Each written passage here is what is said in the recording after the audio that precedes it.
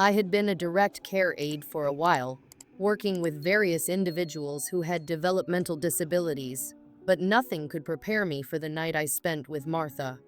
She was a 65-year-old woman with a developmental disability, and her daughter, Colleen, needed someone with medical experience to stay overnight and keep watch. At the time, I was already working two other jobs, caring for two women with similar conditions. But I took this job as a way to make some extra money. Little did I know, it would be the one job I would never go back to. It was a typical late evening when Colleen introduced me to Martha. I had just finished my first job of the day and was already tired. Colleen, who was in her 40s, had explained that she worked overnight shifts and couldn't afford to have a nursing home take care of her mother. Instead, she hired someone like me to keep an eye on her, hoping it would help keep Martha safe.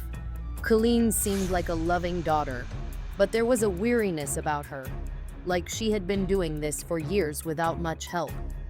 "Martha, this is your new caregiver. She'll be watching over you tonight," Colleen said, as she guided her mother into the living room. Martha gave me a polite smile, but I could see the confusion in her eyes, the kind that comes from memory loss, as she glanced at me, unsure of who I was. After a brief introduction, Colleen led Martha upstairs to her bedroom, and I settled on the couch in the living room, my eyes heavy with exhaustion. Colleen had warned me that Martha sometimes wandered around the houses at night, acting confused. She told me that it wasn't sleepwalking, but rather a symptom of Martha's dementia. Colleen seemed to be used to it, but I wasn't. I reassured her that I had experience with patients like Martha, and that I'd be fine. I spent the first part of the evening watching TV, trying to relax, but the quiet of the house weighed on me. The sound of footsteps echoed down from upstairs, soft and steady. I froze, wondering if Martha was up already. I stood and walked to the bottom of the stairs, calling out her name. "Martha?" I asked gently. There was no response, but I heard the sound of footsteps retreating back up the stairs. Maybe she had just gone to the bathroom. I thought nothing of it and returned to my spot on the couch, my tired body begging for rest. About an hour later, I got up to grab the sandwich I had brought with me. As I left the kitchen, a feeling of unease swept over me, and I suddenly stopped in my tracks. There, at the entrance to the living room, stood Martha. She wasn't in her nightgown like I had last seen her. No, she was standing there in the doorway, looking at me with an expression of pure confusion. But something else wasn't right. She had an eerie stillness to her, as if she didn't recognize me at all. My heart raced, and I nearly dropped the plate in my hands. "Martha?" I said softly, stepping toward her. Suddenly, she screamed at me, her voice shrill and full of terror. "Who are you? What are you doing here?" she demanded, her words echoing off the walls. I was taken aback. "Martha, it's me. I'm your caregiver. Colleen hired me to watch over you." But her eyes only widened in confusion. "I don't know you. Get out of my houses," she shrieked. I stood frozen, unsure of what to do. Colleen had warned me that Martha could get like this, but I had no idea it would escalate so quickly. I gently tried to calm her, but my voice was shaky, my nerves on edge. Slowly, I led her back upstairs to her room. It took several minutes, but I managed to get her to sit down on her bed. "Martha, would you like some water?" I asked, trying to keep the conversation calm. I brought her a glass and gave her a melatonin pill to help her sleep. After a while, she seemed to settle down, her breathing even and deep. Finally, I felt like I could breathe again, and I quietly left her room, hoping this would be the end of the night's strange events. Colleen had told me there was a spare bedroom upstairs where I could rest if needed, so I decided to take advantage of it. My body was beyond exhausted, and I thought I might catch a couple of hours of sleep. I lay down in the bed, the sheets soft and cool against my skin. But sleep didn't come easily. I kept my ear trained to the sounds of the houses, just in case Martha got up again. Eventually, exhaustion won out, and I fell into a fitful sleep. But it wasn't long before I was jerked awake. The house was eerily quiet, but something wasn't right. I could hear this repetitive sound, a slamming noise, coming from downstairs. My heart skipped a beat.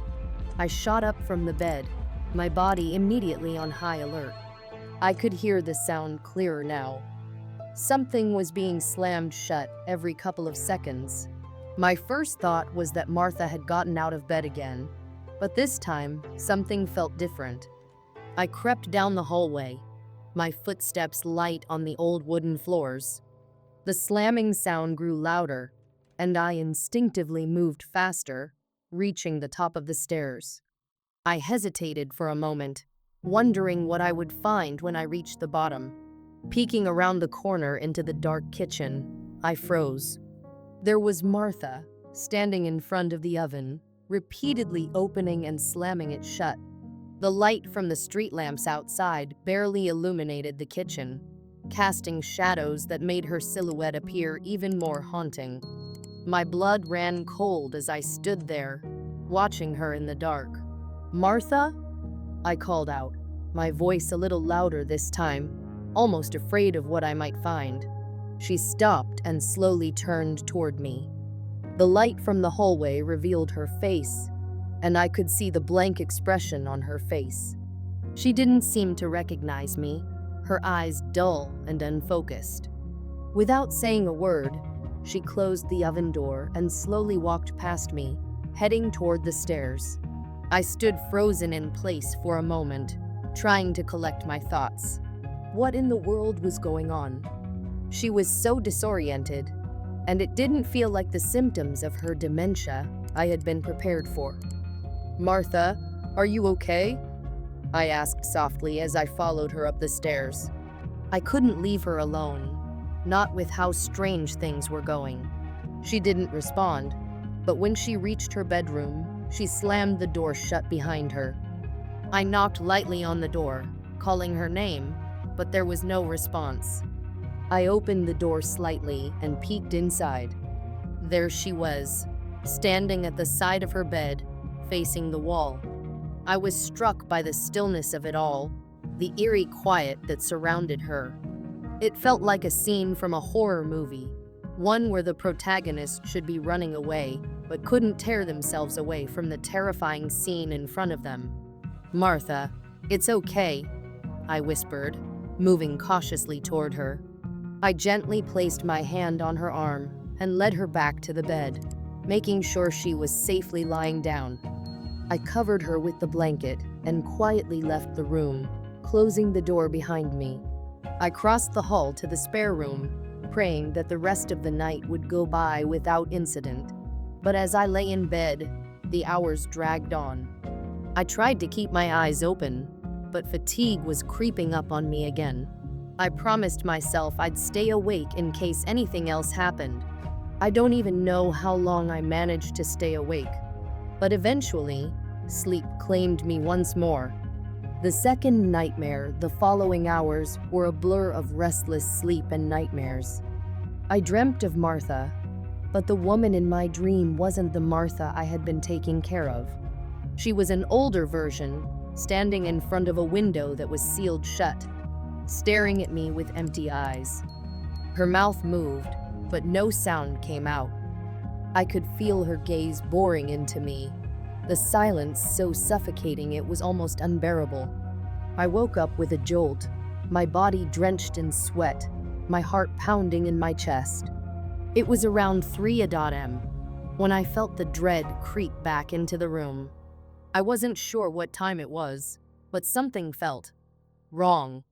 The house was silent now, and I could feel the weight of that silence pressing in on me. I had to go check on Martha. I forced myself out of bed, my legs shaking as I stumbled toward the door. When I reached the top of the stairs, I heard something soft, faint, like the sound of someone walking on the old floorboards below. My heart skipped a beat. I froze, listening intently. There was definitely someone downstairs. "Martha?" I called out softly. There was no answer, but I could still hear the sound of footsteps, shuffling against the hardwood. Something was terribly wrong. I walked slowly down the stairs, holding my breath, every creak of the wooden steps under my feet making my nerves fray. When I reached the bottom of the stairs, I looked into the living room. My stomach sank. There was Martha again, standing in the middle of the room, staring into the darkness. "Martha?" I whispered, my voice trembling. She slowly turned to face me, her expression hollow. Her eyes were wide, and her skin seemed pale, more than it had been earlier. "Help me," she whispered, her voice so low it was barely audible. It was supposed to be a simple, routine plumbing call, a leaky pipe under the kitchen sink, something that most plumbers would do in their sleep. But little did I know that this was about to be the start of an unsettling experience that I would never forget. It was my first day on the job, fresh out of training and full of nerves. I had joined a local plumbing company to make ends meet, and today was the first real job they'd given me. I had been on some minor tasks around town, fixing leaky faucets and clogged drains, but today was the first real plumbing issue they'd assigned me to. My boss had given me the details: an old house on Elm Street, where the homeowner was reporting a leaking pipe under the kitchen sink. I was excited but nervous. As I drove to the address, I tried to push down my nerves and remind myself that it was just a simple fix. Leaky pipe. Tighten a few things. Maybe replace a part or two. I had all the tools I needed. What could go wrong? But as I got closer to the houses, I started to feel something odd tug at me. The streets were empty. The air had a strange stillness to it, like the world had paused for a moment. The closer I got, the more something felt off. I shook my head and told myself it was just the nerves, first-day jitters. When I turned on to Elm Street, I almost missed the houses. It blended so seamlessly with the trees and overgrown shrubbery. If not for the street address, I would have thought it was another abandoned property in the area. The houses was a crumbling mess, with ivy creeping up the sides of it, and parts of the roof sagging, as if it was sinking under its own weight. The windows were covered with dust, and there was an unsettling air about the place. The front door, slightly ajar, creaked in the winds like a ghost trying to escape. I couldn't understand how someone would want to live in a house in such poor condition. The thought briefly crossed my mind that maybe this job had been a mistake. But then, I reminded myself that this was what I was hired to do. I had a job to finish, no matter how strange things seemed. I parked in front of the house, still unsure of what I was walking into. My van was the only vehicle on the street, and the silence around me only deepened the unease gnawing at the back of my mind. With a deep breath, I grabbed my toolbox from the back of the van and headed to the door. The old door opened with a groan, and I stepped inside. The air was thick, musty, and stale, like a place that had been shut off from the world for far too long. There were no signs of life, no decoration, not even a rug on the floor. Just bare walls, cracked and peeling, with faint stains marking the corners of the room. The floors creaked as I walked through the entryway. "Hello?" I called out. My voice echoed unnaturally loud in the empty space, bouncing off the walls and making me feel even more alone than I already was. No response. Just silence. I made my way toward the kitchen, following the faint sounds of someone moving inside. I reached the doorway and saw the man standing in the middle of the room. He was tall, thin, his face gaunt with hollow cheeks and eyes that were unnervingly wide. His smile was the first thing I noticed. It was too wide, stretching almost to the point where it seemed unnatural. It didn't reach his eyes, which remained dark, almost lifeless. His hair was wild, unkempt, and his clothes looked like they hadn't been changed in days. The man didn't look like a homeowner, he looked like a ghost or something out of place. "Hey, I'm here to fix the leak in the kitchen," I said, trying to keep my voice steady. "You called for a plumber?" He turned slowly to face me, the smile on his face widening further. "Ah, yes. You're here for the pipe." His voice was soft, almost a whisper, as though he was speaking from a great distance. It wasn't a normal greeting, not a normal tone. There was a childlike quality to his words, but something in the pitch of his voice made me uneasy. "Right," I said, stepping into the room. I didn't want to let him see how unsettled I was, but I was beginning to feel very uncomfortable. I had been trained to handle strange situations, but this was different. This man, this house, it felt wrong. He led me to the sink, where the leaky pipe was supposedly located. I knelt down, opening the cabinet doors to inspect the situation. The smell from under the sink was foul, a mix of damp wood and something rotten. I didn't want to think about it. As I moved aside the cleaning supplies and tools, I saw the pipe, but something struck me immediately. There was no visible leak, no water damage, no signs of dripping, no rust around the joints. It was as if the man had called me for no reason at all. There's no leak," I said, turning back to him. "I don't see anything wrong here." The man stared at me for a long moment, his smile still plastered on his face. "You didn't look carefully enough." His voice had dropped, becoming more intense, more urgent. "The leak is under the floorboards." "Under the floorboards?" I glanced around the room, confused. There was no way the leak could be under the floor. I had inspected the pipe thoroughly, but the man's eyes bore into me, and I felt compelled to do what he suggested. "Okay," I said, my voice shaky. "I'll check it out." I got up and moved towards the floorboards, trying to ignore the feeling that I was being watched from every corner of the room. The man was still standing behind me, his eyes never leaving my back. I knelt down and began to pry up the floorboards, my hands trembling as I worked. As soon as I pulled up the first board, the air seemed to grow colder. The room became more oppressive, like the house itself was pushing in on me. The floor was solid beneath the wood. There was nothing unusual, but the hairs on the back of my neck stood on end. Suddenly, a loud, scraping noise echoed through the house. I froze, my heart racing. It sounded like something or someone scratching at the walls, at the floor, just beneath the surface. My mind raced. What the hell was that? I stood up quickly and looked around. The house seemed to pulse with a strange energy now. The man wasn't in the room anymore. I hadn't heard him leave, but he was gone. The stillness of the houses grew louder, if that was even possible. I decided to leave. It was all too much, the strange man, the eerie silence, the unsettling feeling in the pit of my stomach. I turned to head for the door, but when I reached the entryway, I stopped. The door wasn't there anymore. There was just a wall. I felt my pulse quicken, panic rising in my chest.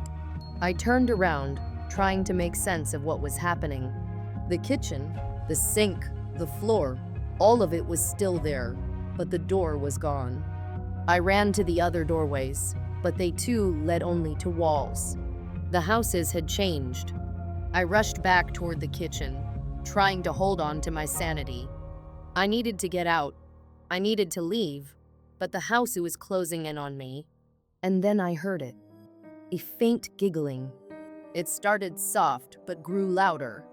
It was high-pitched and almost childlike, but it made my skin crawl.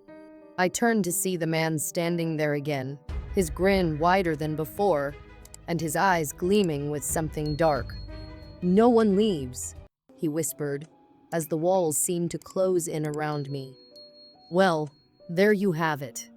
The house that shouldn't have been there. A simple plumbing job turned into a nightmare that none of us could ever prepare for.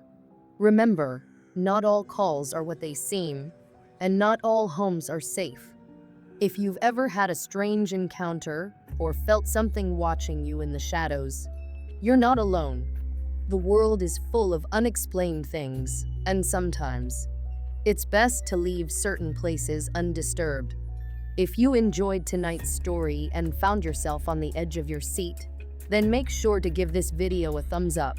Your support means more than you know, and it helps me keep bringing you the creepiest, most chilling tales from the darkest corners of the world. Whether you're into supernatural encounters, eerie legends, or creepy real-life experiences, there's always something new to discover right here. And don't forget to share this video with your friends. After all, we could all use a little more fear in our lives, right? Just imagine what will happen if you send this link to someone. Will they be brave enough to watch? Or will it leave them sleeping with the lights on? Share the fear, spread the thrill. It's all part of the experience. Now, if you haven't subscribed yet, what are you waiting for? Hit that subscribe button and turn on the notifications so you never miss another terrifying tale. You never know when the next haunted encounter will take place, or when the darkness will come knocking at your door. Trust me, you don't want to miss what's coming next. The nightmares are just getting started. So go ahead, click that button. Join me on this journey into the unknown, and let's explore the world of terror together. And if you're feeling brave, go ahead and drop a comment below. Let me know what you thought of tonight's story. Did it send chills down your spine? Or have you had your own strange, unexplained experience? Share your thoughts. Share your stories, because, after all, the only way to survive in this world is by knowing what's lurking in the shadows. And remember, the darkness is always watching, waiting for the right moment to make its presence known. Keep your lights on, or perhaps you'll find it waiting for you when you least expect it. Stay safe and stay scared.